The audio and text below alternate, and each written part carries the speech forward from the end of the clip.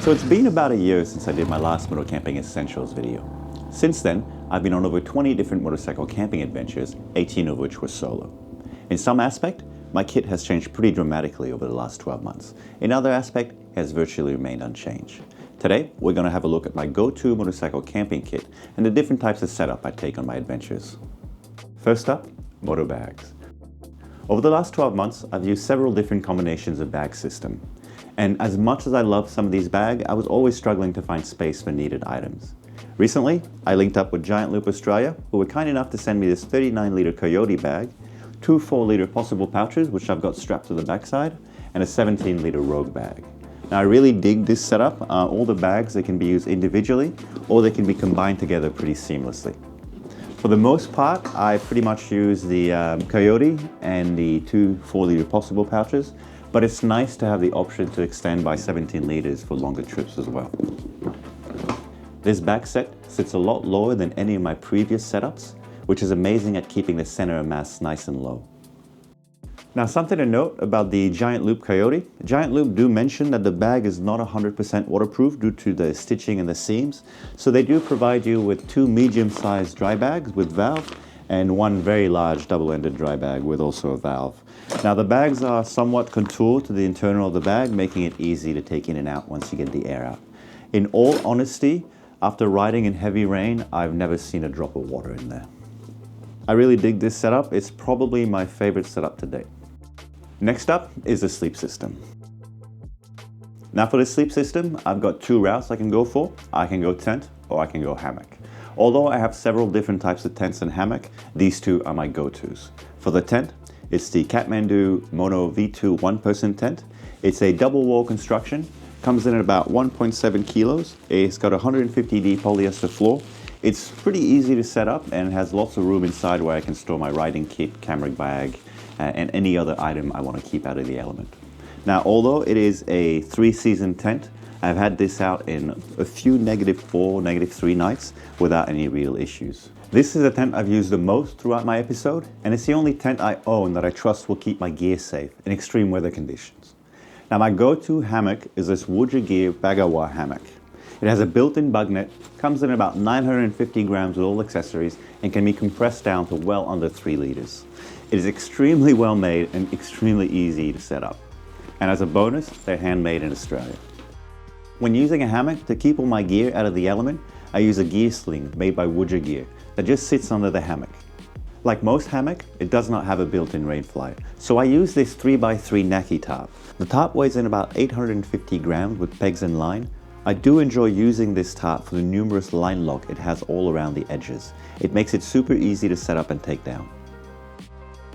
Now, I've not used this hammock a whole lot lately, as I still don't have an underquilt sorted. We're in the middle of winter here and it's just too cold to use a hammock without proper insulation. On a side note, I do take my tarp whether I have the tent or the hammock. That is always in my kit. Next up is my Big Agnes Aircore Ultra insulated sleeping pad. It has an R value of 4.5 and is relatively comfortable. Inflated dimension are 20 by 72 inches, which works out to be about 51 centimeters by about 183 long. It's not my favorite item in my kit and I'll probably upgrade fairly soon. Saying that, it's extremely well built. I've spent over 16 nights of camping sleeping on it with zero issues, zero punctures, zero deflation. For the most part, over the past 12 months, I've been using a Kathmandu Camper -8 degrees Celsius synthetic sleeping bag. It's really warm and comfortable, but with a packed down and compressed size of over 19 liter, it was really not viable in the long run. This thing would legit take the whole top section in my Giant Loop Moto bag. Recently, I linked up with Neve Gear Australia, who were kind enough to send me one of their Wartha quilts. Now this thing is absolutely awesome. It's a goose down, -8 degree quilt. It comes in about 850 grams with all the accessories, and it packs down to about 6 liters. I've only used it once on my last adventure, but it's become my go-to sort of sleeping bag / quilt. Something to note about quilts is that they don't have a hood, so you'll need to bring a warm beanie for winter if you go that route.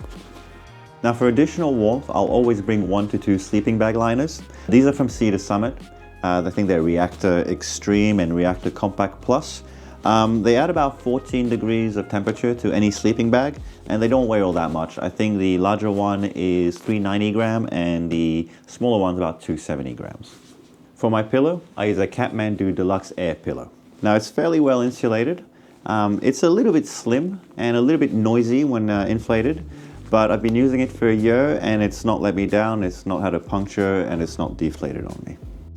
Next up is my camping chair. I've been using this one for about 6 months, and to be honest, it very quickly grew on me. Initially, I was super skeptical about taking a chair with me, something about additional space that it was using. I didn't have a lot of bag space at the time, but now it's become an essential part of my kit, and unless I need to travel super light, it's definitely coming with me. This one is a low back chair from Aussie Disposal and weighs in about 850 grams.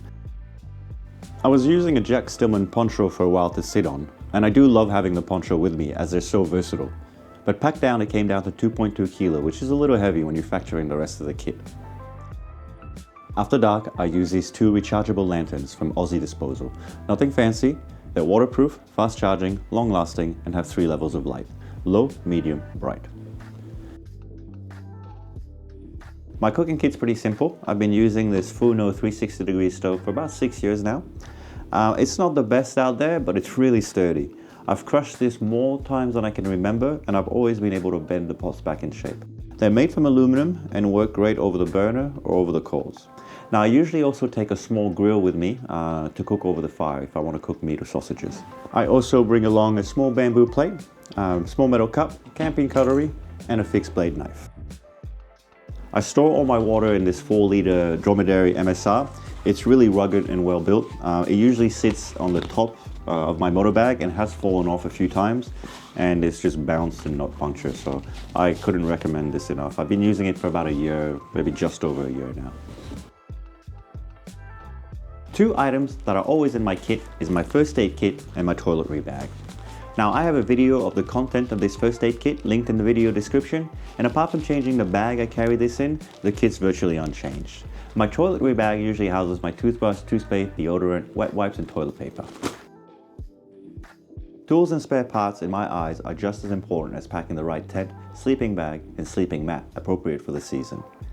These days, without fault, I carry the following: a full toolkit appropriate for my bike, which include 3 tire levers, spare brake and clutch lever, spare shifter and brake pedal, spare front and rear inner tubes, inner tube patch kit, a mini rechargeable tire pump, a spare length of fuel line, zip ties, electrical tape, and a few other miscellaneous items. Tools, spare parts, and 1 inner tube live at the bottom of my bag into one of the possible pouches, and I usually keep miscellaneous items, the air pump, the second inner tube in the second possible pouch. That's going to be it for me today. Thank you so much for watching. Now, if you have any tips or comment, or if you think that I'm missing any gear that could assist me in my adventures, please feel free to comment below. I'll be back out in about 10 days to 2 weeks to film my next installment of Sleeping Wild, which is my moto camping adventure series. Until then, keep safe, and we'll see you next time. Thank you.